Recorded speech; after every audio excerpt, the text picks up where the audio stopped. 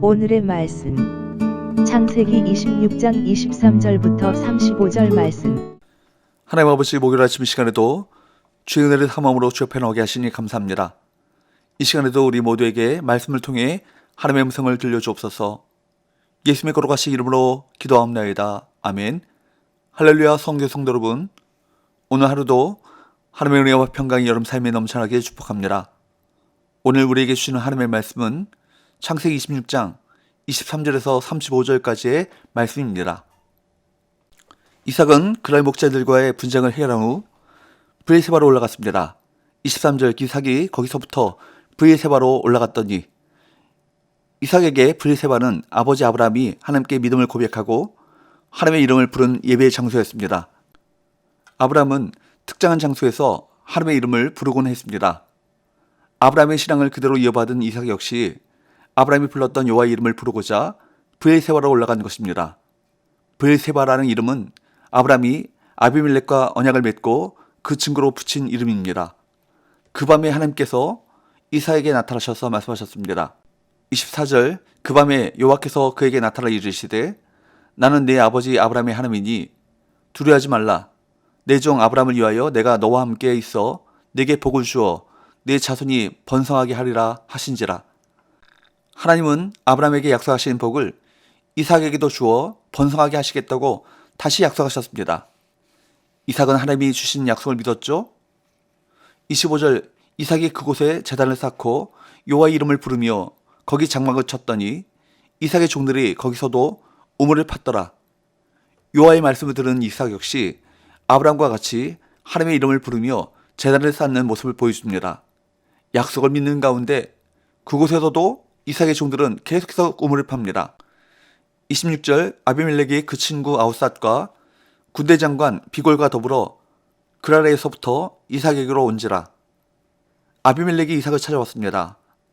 자신들을 떠나라고 말하던 그 아비멜렉이 이제 사람들을 대동하고 이삭에게로 온 것입니다. 29절 너는 우리를 해하지 말라. 이는 우리가 너를 범하지 아니하고 선한 일만 내게 행하여 내가 평안히 가게 하였음이니라. 이제 너는 여호와께 복을 받은 자니라.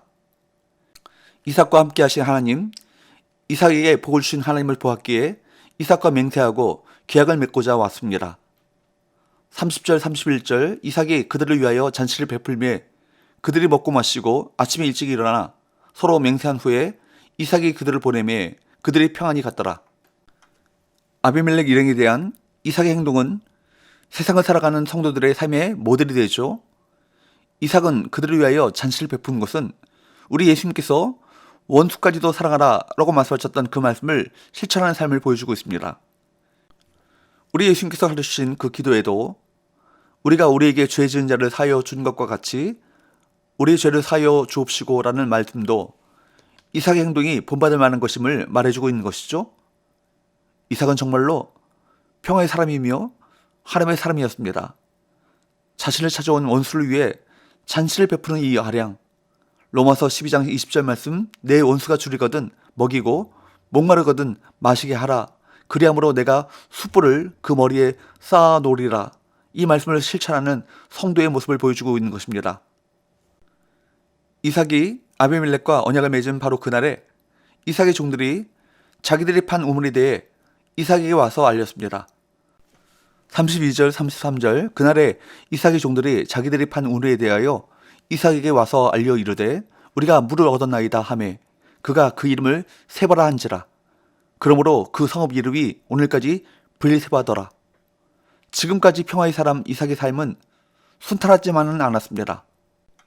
그러나 이삭이 늘 보여준 모습은 하나님의 말씀을 충성스럽게 따르고 사람들을 평화적으로 대하는 모습이었습니다. 그런데 이삭이 아비멜렉과 언약을 맺은 날에 이삭의 종들이 우물을 판 소식을 전합니다. 이삭은 그곳을 세바라 불렀고 그 성읍의 이름은 브엘세바라고 불리게 되었습니다. 여기서 세바라는 것은 히브리어로 맹세라는 의미를 내포하고 있습니다. 이삭이 그 우물을 아비멜렉과 맹세의 계약을 맺은 증거로 삼았음을 알 수 있습니다. 과거에 아브라함이 아비멜렉과 맹세를 할 때에도 그곳을 브엘세바라고 불렀습니다. 이삭은 이제 다시 아비멜렉과의 맹세를 통해 과거의 브리세바를 떠올리고자 한 것입니다. 이렇게 모든 성도들은 하나님이 함께 계심으로 받은 복이 무엇인지 주위 사람들에게 분명히 나타내 보여야 할 것입니다. 처음에는 미미해서 잘 모를 수 있지만 곧 모든 사람이 신자가 가진 복을 놀라고 부러워하게 될 것입니다. 하나님께서 주신 복은 나만을 위한 것이 아닙니다. 나는 먼저 복을 받았을 뿐이죠. 이제 자신이 받은 복을 세상에 나눠주는 복의 통로가 되어 모든 사람을 하나님께로 인도하는 그 사명을 감당해야 할 것입니다. 이제 이야기가 전환되어 이삭의 아들 에서에 대해 언급합니다. 34절 35절 에서가 40세에 해쪽 속 브에리의 딸 유딧과 해쪽 속 엘론의 딸 바스맛을 아내로 맞이하였더니 그들이 이삭과 리브가의 마음에 근심이 되었더라. 에서는 40세가 되었을 때 해쪽 속 여인과 결혼했죠. 그런데 이 결혼이 이삭과 리브가의 마음에 근심이 되었습니다. 에서는 아버지와 똑같이 40세에 결혼했습니다. 그러나 이삭이 아버지 아브라함의 간절한 소망에 따라 하나님이 선택하신 리브가를 아내로 맞이한 것과 비교해 본다면 이 에서의 결혼은 너무나도 단순하면서도 부모의 뜻을 거스린 것이었음을 알 수 있습니다. 에서가 장자권을 가볍게 여겨 야곱에게 그 장자권을 넘긴 것에도 알 수 있는 것처럼 에서의 행동은 부모의 가르침이나 신앙의 본과는 거리가 있음을 볼 수 있습니다. 에서의 결혼이 이삭과 리브가에게 근심이 된 이유가 무엇입니까? 해쪽 속 말하자면 가나안 여인을 아내로 맞이했기 때문입니다. 이삭과 리브가는 하나님을 경외하는 사람들이었고 아브라함의 신앙의 유산을 전수받은 약속의 후손이었습니다. 이제 그 신앙의 유산을 장자 에서가 이어받아야 함에도 불구하고 그의 선택과 행동은 하나님을 떠나 사는 불신앙의 전형적인 모습을 보여주었습니다. 인간적이고 세상적으로 결혼하고 눈맞아 결혼하면 그 당시에는 좋을지 모르겠습니다. 그러나 축복의 물줄기가 다음 뒤에서 끊어지고 맙니다. 에서는 결국 불행한 결혼을 선택하죠. 우리가 자녀들의 신앙을 잘 지도하고 그들을 위해 끊임없이 기도하는 것이 얼마나 중요한 문제인지를 알아야 할 것입니다. 이삭은 지금까지 외부로부터 다가온 환난과 핍박으로 인해 마음에 근심이 든 적은 없었습니다. 그런데 자녀 신앙 문제가 이삭과 리브가의 마음에 큰 짐과 어려움이 되었던 것입니다. 사랑하는 여러분, 우리는 하나님의 복을 풍성히 받은 자입니다. 하나님의 보호와 인도하심 가운데 복을 누리고 세상에 나타날 때 많은 사람이 우리를 통해 주께 돌아오게 될 것입니다.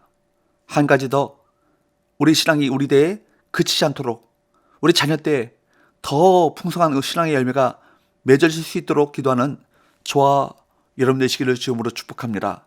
기도합시다. 하나님 아버지, 우리를 통해 세상 사람들이 하나님께서 우리와 함께 하심을 보게 하여 주옵소서.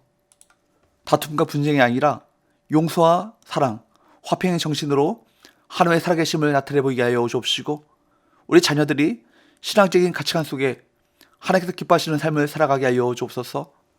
예수님 걸어가시 이름으로 기도합니다. 아멘.